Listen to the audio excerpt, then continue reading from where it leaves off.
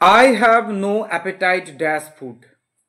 তাহলে প্রথম প্রশ্ন আজকের ভিডিওর, I have no appetite. Appetite কথার অর্থ কি? ক্ষুধা। ইংরেজিতে কি বলে? হাঙ্গার।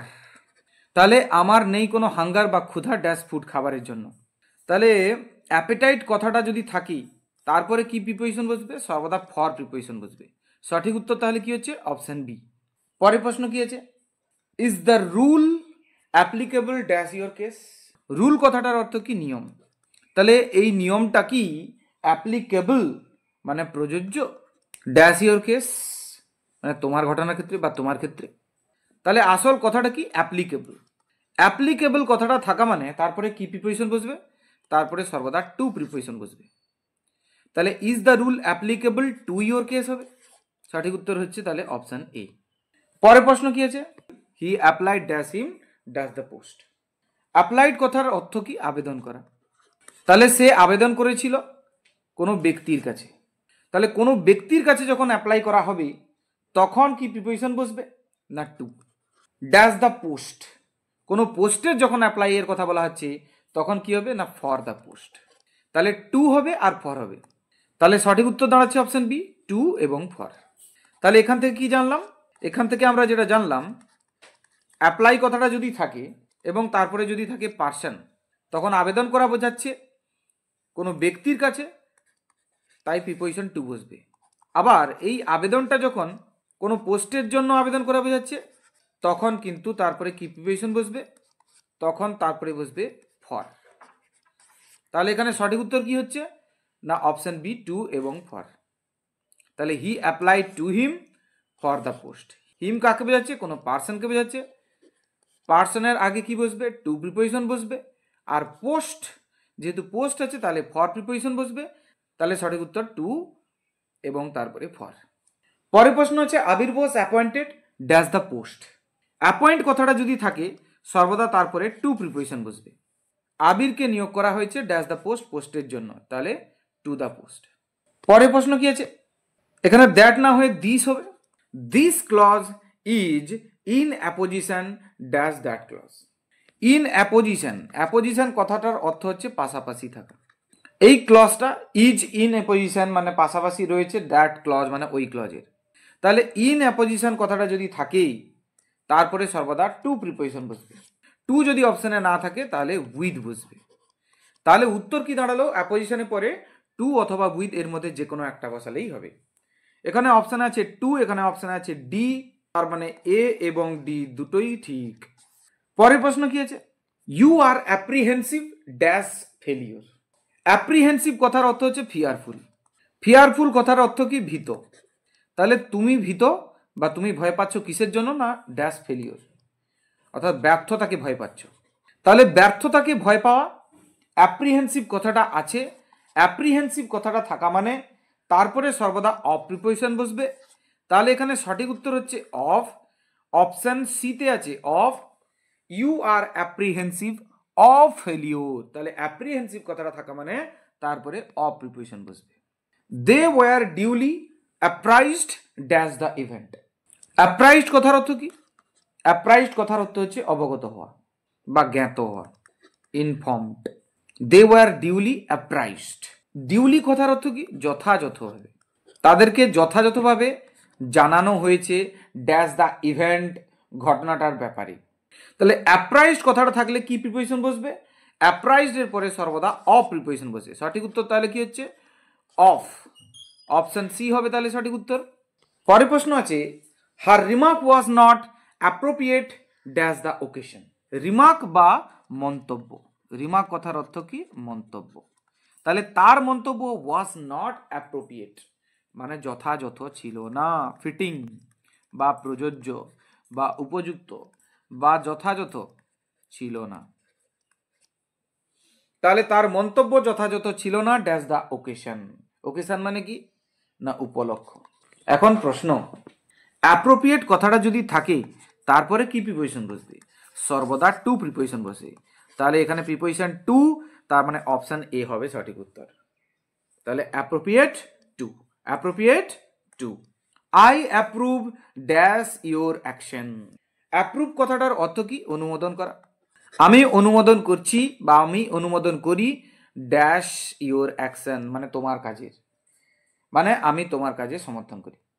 তাহলে অনুমোদন করা যেটা অ্যাপ্রুভ আছে, অ্যাপ্রুভ কথাটা থাকলে তারপরে কি প্রিপোজিশন বসে? অফ প্রিপোজিশন বসে। তাহলে এখানে বসাবো অফ প্রিপোজিশন, তাহলে সঠিক উত্তর হচ্ছে অপশন সি। পরের প্রশ্ন আছে he is apt dash mathematics. Apt কথাটার অর্থ কি না? অ্যাপ্ট কথাটার অর্থ হচ্ছে দক্ষ, বা ইংলিশে বললে কি হবে? ক্লেভার, সে চালাক বা দক্ষ। কিসে? না গণিত, ম্যাথমেটিক্সে। তাহলে অ্যাপ্ট যখন তার অর্থ বোঝাচ্ছে দক্ষ বা ক্লেভার, তখন তারপরে কি প্রিপোজিশন বসবে? তখন তারপরে বসবে ইন, আইএন, ইন। তাহলে সঠিক উত্তর অ্যাপ্ট ইন। কিন্তু কিন্তু কনসাইজ অক্সফোর্ড ডিকশনারি অনুযায়ী অ্যাপ্ট কথাটা থাকলে সর্বদা তারপরে অ্যাড প্রিপোজিশন বসাতে হয়। অ্যাপ্ট থাকা মানেই অ্যাড বসাতে হয়। তাহলে এখানে আমরা কি করলাম? অ্যাপ্টের পরে ইন। অ্যাপ্টের পরে ইন কেন করলাম? কেন কি দক্ষতা বোঝাচ্ছে, অর্থাৎ সে গণিতে দক্ষ।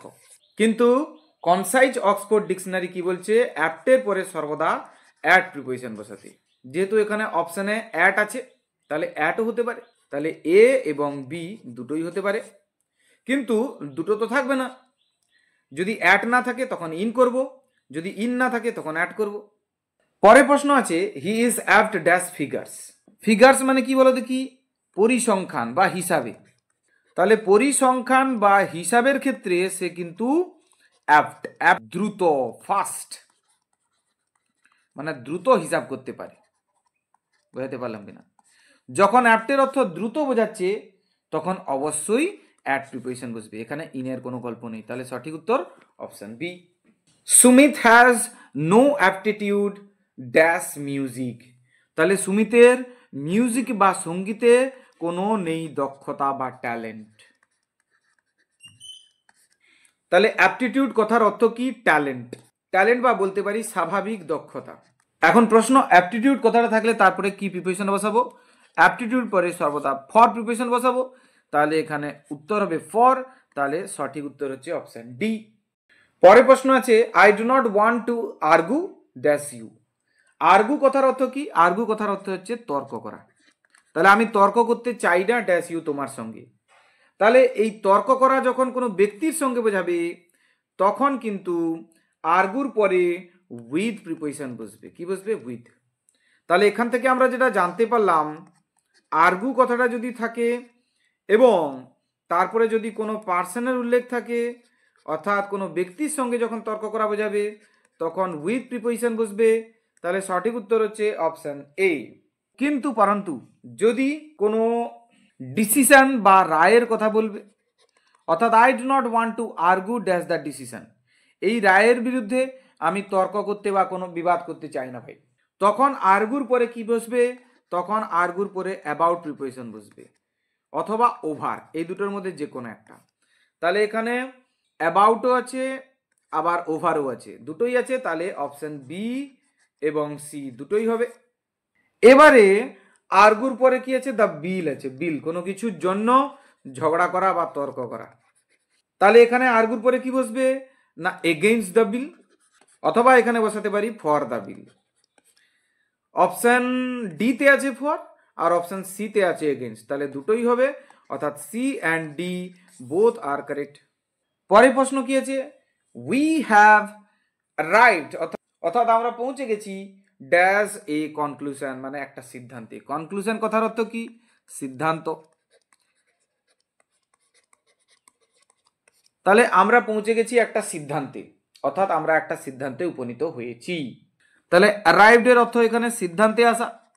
এখন প্রশ্ন, অ্যারাইভের পরে কি প্রিপোজিশন বসবে? অ্যারাইভ থাকা মানে সর্বদা তারপরে অ্যাট প্রিপোজিশন বসে। কি বসবে? অ্যাট। তাহলে we have arrived at a conclusion, তাহলে সঠিক উত্তর হচ্ছে অপশন ডি। নেক্সট কোশ্চেন কি আছে? Don't ascribe any motive dash my action. Ascribe কথার অর্থ কি? আরোপ করা। আর মোটিভ কথার অর্থ কি? মোটিভ কথার অর্থ হচ্ছে অভিপ্রায় বা ইচ্ছা, আমার মনের ইচ্ছা। তাহলে ডোন্ট অ্যাসক্রাইব অর্থাৎ আরোপ করো না কোনো অভিপ্রায় বা ইচ্ছা ড্যাশ মাই অ্যাকশন, আমার কাজেই। তাহলে আসল কথাটা হচ্ছে অ্যাসক্রাইব। অ্যাসক্রাইব মানে কি? আরোপ করা কোনো অভিপ্রায় আরোপ করো না ড্যাশ মাই অ্যাকশন আমার কাজের। এখন প্রশ্ন হচ্ছে অ্যাসক্রাইব যদি কথাটা থাকে তারপরে কি প্রিপোজিশন বসে, না অ্যাসক্রাইব কথাটা থাকলে সর্বদা তারপরে টু প্রিপোজিশন বসে, তাহলে এখানে বসবে টু প্রিপোজিশন। তাহলে সঠিক উত্তর হচ্ছে অপশন বি। পরের প্রশ্ন আছে I am ashamed dash your conduct. Ashamed কথাটার অর্থ কি? লজ্জিত। আমি লজ্জিত ড্যাশ ইয়োর কন্ডাক্ট, তোমার এই আচরণের জন্য। তাহলে অ্যাসেমড কথাটা যদি থাকে তারপরে কি প্রিপোজিশন বসবে? অফ প্রিপোজিশন বসবে। তাহলে সঠিক উত্তর কি হবে? Option C. তাহলে অ্যাসেমডের পরে কি বসবে? অফ প্রিপোজিশন বসবে। কি বসবে? অফ। পরের প্রশ্ন কি আছে? রিতম আস্কড এ লোন ড্যাশ মি। এখন আস্ক কথাটা যদি থাকে দিয়ে তারপরে কোনো জিনিসের উল্লেখ থাকে, অর্থাৎ কোনো জিনিসের নাম যদি থাকে, তারপরে শূন্যস্থানে পরে যদি কোনো ব্যক্তির কথা থাকে, এখানে একটু বোঝার পালা আছে। আস্ক মানে চাওয়া, এ থিং মানে কোনো জিনিস। তাহলে আস্কের পরে যদি কোনো থিং, কোনো জিনিসের নাম, যেরকম ধরো এই প্রশ্নে আছে রিতম আস্কড, রিতম চেয়েছে এ লোন, একটা লোন, লোন চেয়েছিল। তাহলে এখানে এ লোন কি? একটা থিং এর কাজ করছে, একটা জিনিস, এ থিং। তাহলে একটা জিনিসের উল্লেখ করা আছে ড্যাশ মি, আমার কাছ থেকে। তাহলে লোন চেয়েছিল আমার কাছ থেকে, তাহলে কোনো ব্যক্তির কাছ থেকে। তাহলে তারপরে আছে কি? A person. তখন আজকের পরে কি প্রিপোজিশন বসবে? তখন আজকের পরে অফ প্রিপোজিশন বসবে। কি বসবে? অফ। তাহলে Ritam asked A loan of me, আমার কাছ থেকে একটা লোন চেয়েছিল। তাহলে সঠিক উত্তর হচ্ছে অপশন এ। কিন্তু পরেরটা যদি দেখি রিতম আস্কড মি, এখন পরেরটাতে আমরা দেখতে পাচ্ছি আস্ক কথাটা আছে এবং আস্কের পরে কোনো ব্যক্তির কথা বলা আছে। আস্ক এ পার্সন, কোনো লোককে বলা হচ্ছে dash a loan. A loan মানে হচ্ছে এ থিং, একটা জিনিসের জন্য, কোনো কিছুর জন্য যখন কোনো ব্যক্তিকে কোনো কিছু চাওয়া বোঝাচ্ছে, তার মানে পার্সনের কথা আগে উল্লেখ থাকবে, তারপরে থিং এর কথা থাকবে বা বস্তুটির কথা উল্লেখ থাকবে। তাহলে আজকের পরে এ পার্সন, এখানে দেখো মিটা পার্সন, আর এ লোনটা এ থিং, জিনিসকে বোঝাচ্ছে। তাহলে কোনো ব্যক্তিকে চাওয়া হচ্ছে, কোনো জিনিস, তাহলে ব্যক্তির কথা আগে উল্লেখ থেকে তারপরে শূন্যস্থান থাকবে, তারপরে এ থিং, একটা জিনিসের কথা বলা হবে। তখন আজকের পরে কি প্রিপোজিশন বসবে? না for, ask for a thing. তাহলে ask a person for a thing. তাহলে এখানে সঠিক উত্তর কি হবে? ফর। অপশন বি হবে সঠিক উত্তর। নেক্সট কোশ্চেন আছে রিতম আস্কড ড্যাশ ইউ। এখানে আস্ক কথার অর্থ কি? খোঁজা বা খোঁজ করা। তাহলে রিতম খোঁজ করছিল কার? না তোমার। তাহলে যখন আস্কের অর্থ খোঁজ করা বোঝাচ্ছে, তখন আস্কের পরে কি প্রিপোজিশন বসবে? না তখন কিন্তু বসবে অ্যাবাউট অথবা আফটার, এই দুটোর মধ্যে যে কোনো একটা। বুঝতে পারলে কিনা? তাহলে রিতম আস্কড অ্যাবাউট ইউ বা আফটার ইউ, দুটোই হবে। তাহলে অপশন সি এবং ডি দুটোই correct. I do not aspire. Aspire কথার অর্থ কি? অ্যাসপায়ার কথার অর্থ হচ্ছে আকাঙ্ক্ষা করা। আই ডু নট অ্যাসপায়ার, আমি আকাঙ্ক্ষা করি না ড্যাশ হাই পোস্ট, কোনো উঁচু পদের। তাহলে অ্যাসপায়ার কথাটা যদি থাকে তারপরে কি প্রিপোজিশন বসবে? না অ্যাসপায়ার কথাটা যদি থাকে সর্বদা তারপরে আফটার বসাতে হবে। আফটার যদি না থাকে টু বসাতে হবে। এই দুটোর মধ্যে যে কোনো একটা বসালেই ঠিক হবে। এখানে আফটারও আছে, টুও আছে। তাহলে অপশন সি এবং ডি দুটোই কারেক্ট। পরের কোশ্চেন যদি আমরা দেখি my friend is an aspirant, সেখানে ছিল অ্যাসপায়ার, এখানে আছে অ্যাসপিরেন্ট। অ্যাসপিরেন্ট মানে কি? উচ্চাকাঙ্ক্ষী। My friend is an aspirant মানে আমার বন্ধু একজন উচ্চাকাঙ্ক্ষী। কিসের? না ড্যাশ দ্য পোস্ট, পোস্টের জন্য। যখন অ্যাসপায়ার না থেকে অ্যাসপিরেন্ট কথাটা থাকবে তখন কিন্তু তারপরে টু প্রিপোজিশন বসবে। কি বসবে? টু। তাহলে সঠিক উত্তর হচ্ছে option C. My friend is an aspirant to the post. তাহলে এখানে অ্যাসপিরেন্ট কথাটা যদি থাকে সর্বদা তারপরে কি বসবে? টু প্রিপোজিশন বসবে। তাহলে সঠিক উত্তর অপশন সি। পরের প্রশ্ন I have no aspiration dash riches. এখানে অ্যাসপিরেশন কথার অর্থ কি? আকাঙ্ক্ষা। তাহলে আমার কোনো আকাঙ্ক্ষা নেই ড্যাশ রিচেস। রিচেস মানে কি? ধনসম্পদ। ধনসম্পদের প্রতি আমার কোনো আকাঙ্ক্ষা নেই। তাহলে অ্যাসপিরেশন কথাটা যদি থাকে তারপরে কি প্রিপোজিশন বসবে? সর্বদা ফর প্রিপোজিশন বসাতে হবে। ফর যদি না থাকে অপশানে তখন আফটার প্রিপোজিশন বসাতে হবে। এই দুটোর মধ্যে যে কোনো একটা করলে ঠিক হবে। এখানে ফরও আছে, আফটারও আছে। তাহলে অপশন বি এবং অপশন ডি এই দুটোই কারেক্ট। আজকের ভিডিওর শেষ প্রশ্ন হি অ্যাসেন্টেড ড্যাশ দ্য প্রপোজাল।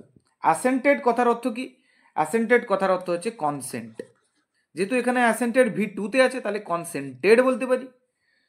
কনসেন্ট কথার অর্থ কি? রাজি হওয়া। রাজি হওয়া থাকলে, অর্থাৎ অ্যাসেন্টেড কথাটা যদি থাকে, তখন তারপরে কি প্রিপোজিশন বসাতে হবে? না, অ্যাসেন্টেডের পরে টু প্রিপোজিশন বসাতে হবে। তাহলে হি অ্যাসেন্টেড টু দ্য প্রপোজাল। তাহলে সঠিক উত্তর হচ্ছে অপশন সি। দেখো, পরীক্ষার জন্য ইম্পর্টেন্ট এরকম 25টি প্রশ্ন আজকে আমরা প্র্যাকটিস করে নিলাম আজকের এই ভিডিওতে। যদি তোমাদের ভালো লেগে থাকে তাহলে অবশ্যই চ্যানেলকে সাবস্ক্রাইব করো, আর ভিডিওকে লাইক করো, বন্ধুদের মধ্যে শেয়ার করো, কমেন্ট করে জানাও কেমন লাগলো। আরও এরকম 25টি প্রশ্ন নিয়ে আমরা উপস্থিত হব পরের ভিডিওতে। Thank you.